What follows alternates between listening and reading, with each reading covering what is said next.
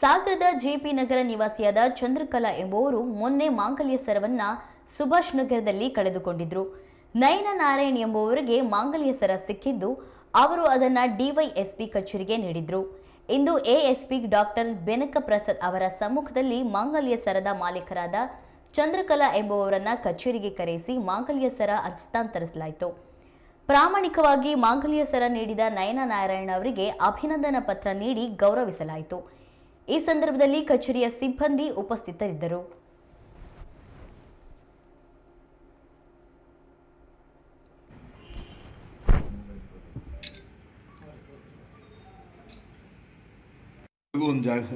ನೀವು ಜಾಗೃತಿಯಿಂದ ಇರಬೇಕು. ಒಳ್ಳೆಯವ್ರು ಸಿಕ್ಕರು ವಾಪಸ್ ಬಂತು. ಸುಮ್ಮನೆ ದೇವರಿಗೆ ಅರ್ಥ ಹೊತ್ಕೊಂಡ್ರೆ ಆಗಲ್ಲ. ಅರ್ಥ ಆಯ್ತಾ? ನೋಡಿ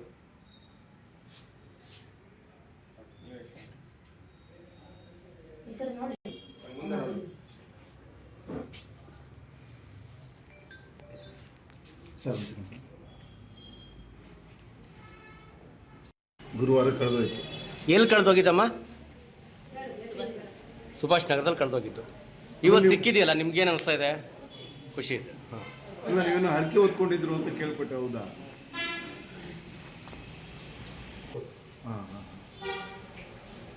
ಕಳ್ಕೊಂಡು ಈಗ ನಿಮಗೆ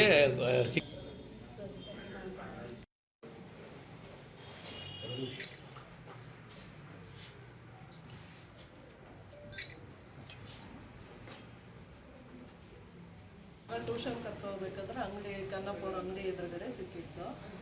ಅದನ್ನು ತಂದು ಸೋಮವಾರದಿಂದ DYSP ಆಫೀಸಿಗೆ ಮುಗಿಸಿದ್ವಿ.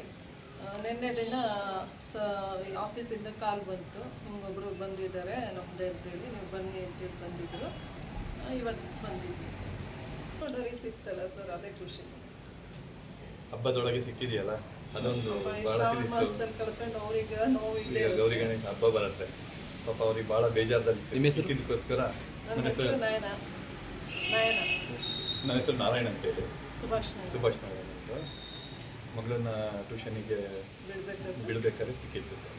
ಸಿಕ್ಕಿದ್ದಾರಿಗೆ ಇವ್ರಿಗೆ ನಮ್ಮ ಮನೆಯವರಿಗೆ. ನೀವು ಆ ಕ್ಷಣಕ್ಕೆ ಏನ್ ಮಾಡಿದ್ರಿ? ಕ್ಷಣಕ್ಕೆ ಎತ್ಕೊಳ್ಳೋಕ್ಕೆ ಭಯ ಆಗ್ತಿತ್ತು. ಮತ್ತೊಬ್ರು ನನ್ನ ಫ್ರೆಂಡ್ ಇದ್ರು, ಅವರು ನಾನು ಸೇರಿ ಎತ್ಕೊಂಡು ಸೌಂಡಲ್ಲಿ ಅಂಗಡಿಗೆಲ್ಲ ಇನ್ಫಾರ್ಮ್ ಮಾಡಿದ್ದಾರೆ ಸರ್, ಹಿಂಗೆ ಸಿಕ್ಕಿದ್ರೆ ಬನ್ನಿ ಅಂತ ಹೇಳಿ.